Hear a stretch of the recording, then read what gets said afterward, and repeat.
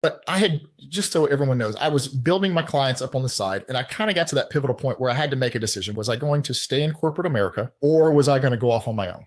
And I mean, literally, Allie, I was getting 3.5 hours of sleep a night. Like I was, because you were so torn up, like thinking about this, but because you were working I was working so much, and we had a newborn at the time too. Oh, that's a lot. And so I just remember saying, like, something's got to give. Right. You were burning the candles at every end. Oh my God. It was horrible. And so I remember coming home and I told my wife, I said, I'm going to quit my job at Total.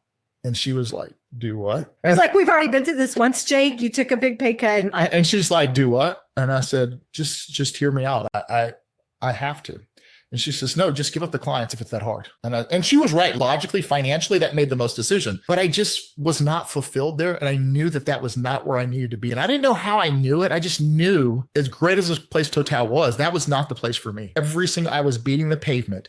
And every day when I left, there was a little phrase that was in my brain, and it was, failure is not an option. Wow. I mean, I had a family that depended on me. And I'll share with you guys some numbers.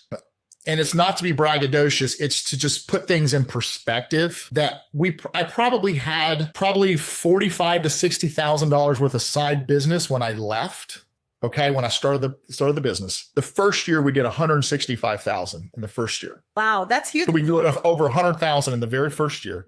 The next year was well over 200. And then every year we continued to grow. But I always adopted that mindset that failure was not an option. And no matter what it took, whether I had to go through the wall, around the wall, underneath the wall, whatever,